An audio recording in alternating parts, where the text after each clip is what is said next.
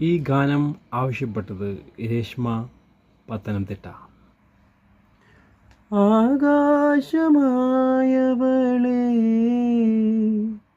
അകലെ പറന്നവളെ, ചിറകായിരുന്നല്ലോ നീ, അറിയാതെ പോയെന്നു ഞാൻ.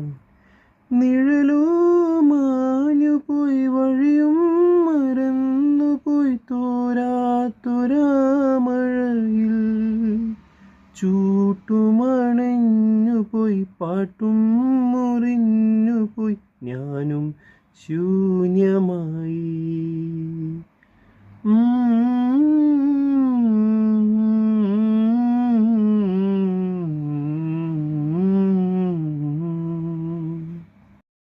ഉടലും ചേർന്നുപോയി, ഉയിരും പകുത്തുപോയി, ഉള്ളം പിണഞ്ഞുപോയി.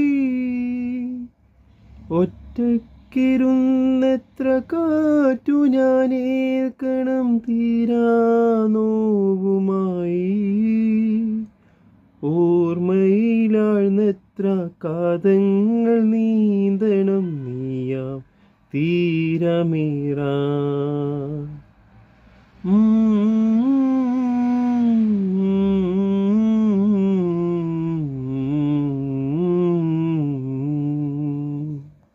കടവോയിരുണ്ടുപോയി, പടവിൽ തനിച്ചുമായി, നിലവോ നീ മാത്രമാ.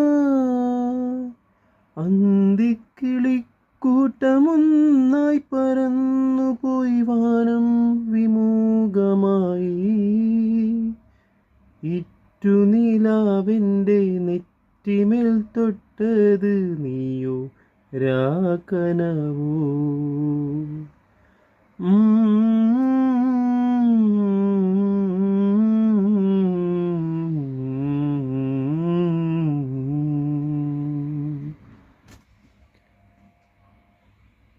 നമുക്കറിയാം വാലന്റൈൻസ് ഡേ പ്രണയത്തിൻ്റെ അല്ലെങ്കിൽ പ്രണയത്തിൻ്റെ ആഘോഷമാണ്. പക്ഷെ നമ്മൾ ഇതൊരു വിശ്വാസമായിട്ടാണ് ഒരു പുരോഹിതൻ, അതായത് ആ പുരോഹിതൻ്റെ പേരാണ് വാലന്റൈൻ. അദ്ദേഹം അനുഭവിച്ച അതിൻ്റെ സ്മരണയുമായിട്ടാണ് നമ്മൾ ഇത് ആഘോഷിക്കുന്നത്. അദ്ദേഹം ജീവിച്ചിരുന്ന കാലത്ത് അദ്ദേഹത്തിൻ്റെ രാജാവ് ക്ലോഡിയസ് പറഞ്ഞു, ഏറ്റവും നല്ല ഭടന്മാർ അവിവാഹിതരായ കുടുംബമില്ലാത്ത സൈനികരാണ്, അല്ലെ ഭടന്മാരാണ്. പക്ഷേ ഈ വാലന്റൈൻ പുരോഹിതൻ അന്ന് എതിർത്തു. അദ്ദേഹം ഇതിന് കൂട്ടാക്കിയില്ല, ഇതിനെ അംഗീകരിച്ചില്ല. അങ്ങനെ അദ്ദേഹത്തെ ജയിലിൽ അടക്കുകയും ജയിലറയിൽ അയാൾ ജയിലറയുടെ മകളുമായി പ്രണയത്തിലാകുകയും ഒരു കത്ത് എഴുതുകയും ഉണ്ടായി. ഫ്രം വാലന്റൈൻ എന്നെഴുതിയുള്ള കത്ത്. അപ്പം അങ്ങനെയാണ് അങ്ങനെ ഒരു കഥയായിട്ടാണ് ഈ വാലന്റൈൻ നമ്മൾ പ്രത്യേകിച്ച് പ്രണയികൾ ആഘോഷിക്കുന്നത്. ഈ വാലൻസ് ഡേ വരുമ്പോൾ എൻ്റെ മനസ്സിൽ വരുന്ന ആദ്യ ഗാനം കൊല്ലം ഷാഫി പാടിയ 2 പാട്ടുകളാണ്. ആ പാട്ടുകൾ പ്രത്യേകിച്ച് എന്താണ് ഒരു പ്രണയമെന്ന് ചുരുക്കത്തിൽ പറയുന്നുണ്ട്. വിരഹത്തിൻ വേദനയറിയാൻ പ്രണയിക്കൂരു വട്ടം, വിടരാ പൂമുട്ടുകളവിടെ കരയിക്കും പലവട്ടം. നിങ്ങൾ ഈ പാട്ട് കേട്ടിട്ടുണ്ടാവും അല്ലേ? അതിൽ പ്രണയം എന്താണെന്ന് നമുക്ക് കാണിച്ചു തരുന്നുണ്ട്. അതുപോലെ ഷാഫി പാടിയ മറ്റൊരു ഗാനമാണ് പ്രണയമേ ഞാൻ കരയുമ്പോൾ ചിരി തൂകി നീ മറയുന്നു. ഈ 2 ഗാനങ്ങളും പ്രണയത്തെക്കുറിച്ച് നല്ല ആഴത്തിൽ പറയുന്നുണ്ട്. ഇവിടെ പ്രണയത്തെക്കുറിച്ച് സംസാരിച്ചാൽ തീരാത്ത ഒന്നാണ്. കാരണം ഗൂഢമായ ഒന്നാണ്. ജീവിതം വളരെ നിഗൂഢമായതുപോലെ നമുക്ക് ഈ പ്രണയവും ഒരു നിഗൂഢത ഉള്ളതാണ്. ചിലപ്പോൾ ഞാൻ ചില ആൾക്കാരോട് ചോദിച്ചിട്ടുണ്ട്, നിങ്ങൾക്ക് പ്രണയത്തെക്കുറിച്ച് നിങ്ങളുടെ അഭിപ്രായം എന്താണ്? അപ്പോൾ അവർ പറഞ്ഞത്, പ്രണയം ഒന്ന് ഫേക്കായാൽ മതി, ആത്മാർത്ഥത കാണിക്കേണ്ട ആവശ്യമൊന്നുമില്ല, അപ്പോൾ നമുക്ക് വേദനിക്കുമെന്നാണ്. ചുരുക്കത്തിൽ നമുക്ക് പ്രണയിക്കുമ്പോൾ വേദന ഉണ്ടാവും. വേദനയില്ലാത്ത ഒരു പ്രണയമില്ല. ഓക്കെ, പ്രത്യേകിച്ച് ആത്മാർത്ഥത ഉണ്ടാകുമ്പോൾ കുറച്ച് വേദന ഉണ്ടാവും. പിന്നീട് അത് മാത്രമല്ല, അതങ്ങനെയാണ്. പക്ഷെ എന്നാലും നമുക്ക് കുറച്ചൊക്കെ വേദന ചുരുക്കി നമ്മുടെ പ്രണയത്തെ കൂടുതൽ സന്തോഷവും ആനന്ദകരവുമാക്കാം. അപ്പോൾ അതിനെക്കുറിച്ചുള്ള കുറച്ച് കാര്യങ്ങളാണ് ഞാൻ നിങ്ങളോട് സംസാരിക്കുന്നത്. നിങ്ങളൊന്ന് സങ്കല്പിക്കുക, അത് നിങ്ങളൊരു വളരെ പരിപൂർണമായ ഒരാളൊത്ത് ആണുള്ളത്. ഓക്കെ, നിങ്ങൾ വളരെ സന്തോഷവാനാണ് അല്ലെങ്കിൽ സന്തോഷവതിയാണ്. ഇത്തരത്തിലൊരു ബന്ധം എങ്ങനെയാണെന്ന് നമുക്ക് നോക്കുകയാണെങ്കിൽ, നിങ്ങൾക്ക് ഒരു പെറ്റുണ്ടെന്ന് കരുതുക. പെറ്റെന്ന് പറയുമ്പോൾ നിങ്ങൾക്ക് ഒരു പൂച്ച ഉണ്ടാവാം, അല്ലെങ്കിൽ ഒരു ഡോഗ് ഉണ്ടാവാം. നമുക്കറിയാം ഈ മൃഗങ്ങൾക്ക് വളരെയധികം മനുഷ്യരോട് എങ്ങനെ ഇടപെടാം, അല്ലെങ്കിൽ സ്നേഹം എങ്ങനെ പ്രകടിപ്പിക്കാമെന്നറിയാം. എനിക്ക് തോന്നുന്നു നിങ്ങൾ മൃഗം എങ്ങനെ നമ്മളെ സ്നേഹിക്കുന്നു എന്ന് പറയുമ്പോൾ കൂടുതൽ ആൾക്കാരും മനസ്സിൽ വരുന്നത് ഒരു ഡോഗായിരിക്കാം, ഒരു നായ ആയിരിക്കാം. ഒരു നായ ആ യജമാനെ സ്നേഹിക്കുന്നത് അല്ലെങ്കിൽ ആ വീട്ടുകാരെ സ്നേഹിക്കുന്നത്. ഒരു ചെറിയൊരു ഭക്ഷണം അല്ലെങ്കിൽ ചെറിയ വല്ലതും കൊടുത്താൽ നമുക്കറിയാം നായ വാലാട്ടിക്കൊണ്ടേയിരിക്കും, നായ നമ്മളെ കണ്ട് ഓടി വരും. അത് നായയുടെ നന്ദി പ്രകടനവും അതിൻ്റെ സ്നേഹവുമാണ്. ഉദാഹരണമായി കൂടുതൽ പറയുകയാണെങ്കിൽ, ഇപ്പോൾ ഒരു യജമാനൻ ഡ്യൂട്ടി കഴിഞ്ഞിട്ട് വരുന്നു അയാളുടെ. അപ്പോൾ നായ കാണുന്നു, നായ വന്ന് വാലിട്ടടിക്കുന്നു. ഓക്കെ, പക്ഷേ ഈ നായ വല്ലതും തെറ്റ് ചെയ്യുകയാണെങ്കിൽ യജമാനൻ എന്ത് ചെയ്യും? ചിലപ്പോൾ അടിക്കുമായിരിക്കും. ഓക്കെ, പക്ഷെ അത് ഡോഗ് മൈൻഡ് ചെയ്യുന്നില്ല. ഡോഗ് ആകെ അറിയുന്നത് യജമാനെ സ്നേഹിക്കുക എന്നാണ്. അത് നായയെ തല്ലിയാലും അത് അതിൻ്റെ ഉത്തരവാദിത്വം അല്ലെങ്കിൽ അതിൻ്റെ സ്വാഭാവികത അല്ലെങ്കിൽ അതിൻ്റെ രീതി അത് ഫോളോ ചെയ്യുന്നു. അത് സ്നേഹിക്കുക മാത്രമേ ചെയ്യുന്നുള്ളൂ. അതിന് പ്രത്യേകിച്ച് ഒരു ഒപ്പീനിയൻ ഒന്നുമില്ല. മാത്രമല്ല, നായ ഒരു യജമാനെ നന്നാക്കാൻ ശ്രമിക്കുന്നില്ല. അതിന് നായക്ക് വലിയ പ്രതീക്ഷ ഒന്നുമില്ല, യജമാനെ കുറിച്ച് ഒപ്പീനിയനൊന്നുമില്ല. വളരെ അൺകണ്ടീഷണലായിട്ടാണ് നായ ഒരു യജമാനെ പ്രണയിക്കുന്നത്. നമ്മളൊരു ബോയ് ഫ്രണ്ട് ആവട്ടെ, ഗേൾ ഫ്രണ്ട് ആവട്ടെ, ഭർത്താവാകട്ടെ, ഭാര്യ ആകട്ടെ, നമുക്ക് പലതരം എക്സ്പെക്റ്റേഷൻ പ്രതീക്ഷകളുണ്ട്. അത് മാറ്റിക്കൊണ്ടേയിരിക്കും. ചില ആൾക്ക് വിചാരിച്ച ആളായിരിക്കില്ല കിട്ടിയിട്ടുണ്ടാവുക. ഫോർ എക്സാമ്പിൾ, ഇപ്പോൾ എനിക്ക് ഒരു നായയാണ് വേണ്ടത്, പക്ഷേ എനിക്ക് കിട്ടിയത് പൂച്ചയാണ്. അപ്പോൾ ഞാൻ അക്സെപ്റ്റ് ചെയ്യേണ്ടി വരും. എനിക്ക് കിട്ടിയത് അങ്ങനെയാണ്. ഇനിയിപ്പോൾ പൂച്ചയെ കൊണ്ട് പൂച്ച കരയുന്നത് നായ പോലെ ആക്കാനാവില്ല. പൂച്ചക്ക് മ്യാവ് എന്നാക്കാൻ കഴിയും, പകരം ബൗ ബൗ എന്ന് കുരക്കാനാവില്ല. നിങ്ങൾക്ക് നായയാണോ വേണ്ടത്, നായ വാങ്ങിക്കുക. അതുപോലെ നിങ്ങളൊരു വ്യക്തിയെ തിരഞ്ഞെടുക്കുമ്പോൾ ശ്രദ്ധിച്ച് തിരഞ്ഞെടുക്കുക.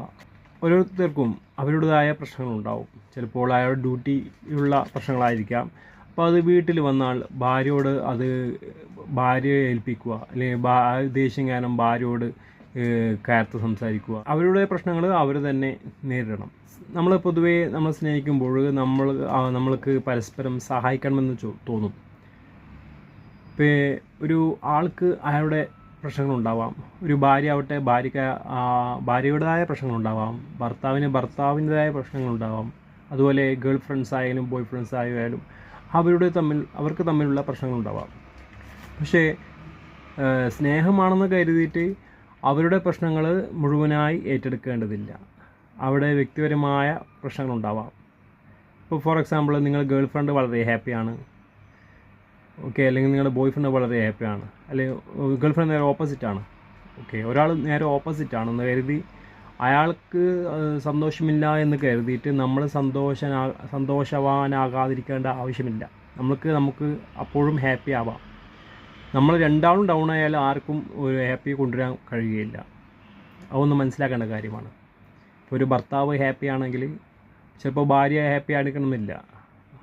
അക്കാരണത്താൽ ഭർത്താവ് ഹാപ്പി ആണെന്ന് തീരുമാനിക്കരുത്. കാരണം ഭർത്താവ് ഹാപ്പി ആകാതിരുന്നാൽ രണ്ടാളും ഡൗൺ ആവുകയാണ്. മാത്രമല്ല, രണ്ടാൾക്കും അവരുടെ വികാരങ്ങൾ തുറന്ന് പ്രകടിപ്പിക്കാനുള്ള അവസരമുണ്ട്. ഇപ്പോൾ ഭാര്യയോ ഭർത്താവോ ഗേൾ ഫ്രണ്ടോ അല്ലെങ്കിൽ ബോയ് ഫ്രണ്ടോ അവർക്ക് അവരുടെ ദേഷ്യം ഉണ്ടെങ്കിൽ അവർക്ക് പ്രകടിപ്പിക്കാം. അത് മറ്റുള്ളവരുടെ മേൽ അടിച്ചേൽപ്പിക്കേണ്ട കാര്യമില്ല. നമുക്ക് പറയാം, നിങ്ങൾക്ക് അവകാശമുണ്ട് നിങ്ങളുടെ വികാരങ്ങളെ പ്രകടിപ്പിക്കാൻ. പക്ഷേ അത് നിങ്ങളുടെ കാര്യങ്ങളാണ്, അത് ഞാൻ ഇടപെടേണ്ടതില്ല. എൻ്റേതായ ദേഷ്യങ്ങൾ ഞാൻ തീർത്തോളാം. ഏറ്റവും നല്ല ഒരു പങ്കാളി അല്ലെങ്കിൽ ബോയ് ഫ്രണ്ട് ഗേൾ ഫ്രണ്ട് എങ്ങനെ മനസ്സിലാക്കാം? നിങ്ങൾ ആ വ്യക്തിയെ എങ്ങനെയാണോ അങ്ങനെ സ്വീകരിക്കുകയാണെങ്കിൽ നിങ്ങളാണ് ഈ ലോകത്തിലെ ഏറ്റവും പെർഫെക്റ്റായ ആൾ. അത് തിരിച്ചും അങ്ങനെയാണ്. മറ്റൊരാൾ നമ്മളെ എങ്ങനെ സ്വീകരിക്കുന്നു, അൺകണ്ടീഷനായിട്ട് നമ്മളെങ്ങനെയാണുള്ളത് അങ്ങനെ സ്വീകരിക്കുകയാണെങ്കിൽ നമ്മൾ പരസ്പരമാണ്, നമ്മളാണ് ഈ ലോകത്തിലെ ഏറ്റവും പരിപൂർണമായ പങ്കാളികൾ. എല്ലാവരും ഒരുപോലെ ആകണമെന്നില്ല. പക്ഷേ നമുക്കൊരു പൂട്ടിലെ കീ ആവാം. അത് രണ്ടും വ്യത്യസ്തമാണ്, പക്ഷെ അത് മാച്ച് ചെയ്യുന്നു. പിന്നെ വേറൊന്ന് പറയാനുള്ളത്, നമുക്കുള്ള ഫ്രീഡം, ഭാര്യയ്ക്ക് അല്ലെങ്കിൽ ബോയ് ഫ്രണ്ടിന് അല്ലെങ്കിൽ ഗേൾ ഫ്രണ്ടിന് അവർക്ക് അവരുടേതായ ഫ്രീഡംസ് ഉണ്ട്. പക്ഷേ നമ്മൾ അവരുടെ ഫ്രീഡം നമ്മളെ തടസ്സപ്പെടുത്തുമ്പോൾ യഥാർത്ഥത്തിൽ നമ്മളാണ് നമ്മുടെ ഫ്രീഡത്തെ തടസ്സപ്പെടുത്തുന്നത്. നമ്മൾ അവരെ എവിടെ പോകുന്നു നോക്കണം. ഇതിലും ഒരു മെനക്കേടാണ്. അപ്പോൾ നമ്മളെ സ്നേഹിക്കുകയാണെങ്കിൽ നമ്മളിതൊന്നും ഇടപെടേണ്ട ആവശ്യമില്ല. പിന്നെ ഇതൊക്കെ ഒരു റിസ്ക്കാണ്. അപ്പോൾ ചുരുക്കത്തിൽ നിങ്ങൾക്ക് എന്താണോ വേണ്ടത്, നിങ്ങൾക്ക് എന്താണോ വേണ്ടത്, നിങ്ങൾക്ക് ഉദാഹരണമായി നമ്മളൊരു അലങ്കാരമായി പറയുകയാണെങ്കിൽ, പ്രണയത്തെക്കുറിച്ച് അലങ്കാരികമായി പറയുകയാണെങ്കിൽ, നിങ്ങൾക്ക് പട്ടിയാണോ വേണ്ടത് അതോ പൂച്ചയാണോ വേണ്ടത്, ഏതുതരം പട്ടിയാണോ പൂച്ചയാണോ വേണ്ടത്, ആദ്യം തന്നെ അവരെ തിരഞ്ഞെടുക്കുക. അല്ലാതെ ആദ്യം നിങ്ങൾക്ക് യോജിക്കാത്ത ഒന്നിനെ തിരഞ്ഞെടുത്ത് എന്നിട്ട് അതിനെ കുറ്റപ്പെടുത്തേണ്ട കാര്യമില്ല. മാത്രമല്ല, പ്രണയം എന്നത് ഒരു റിസ്ക്കാണ്. നിങ്ങൾക്ക് നിങ്ങൾക്ക് മനസ്സിലിണങ്ങിയ ഒരാളെ നിങ്ങൾ കണ്ടെത്തുക, വീണ്ടും അവിടെ നോക്കുക, നിങ്ങൾക്ക് യോജിച്ചു പോകാൻ പറ്റുന്നുണ്ടോ എന്ന്. നിങ്ങൾക്ക് അൺകണ്ടീഷനായി, ഞാൻ ഇവിടെ പറഞ്ഞ പോലെ അൺകണ്ടീഷനായി നിങ്ങൾക്ക് പരസ്പരം പൊരുത്തപ്പെട്ട് പോകാൻ കഴിയുകയാണെങ്കിൽ മുന്നോട്ട് പോവുക. അല്ലെങ്കിൽ നിങ്ങൾ മാറിക്കൊടുക്കുക. അവൾ പോകട്ടെ, അല്ല അവനും പോകട്ടെ. എല്ലാവർക്കും ഒരിക്കൽ കൂടി നല്ലൊരു സന്തോഷകരമായ വാലന്റൈൻസ് ഡേ നേർന്നുകൊള്ളുന്നു.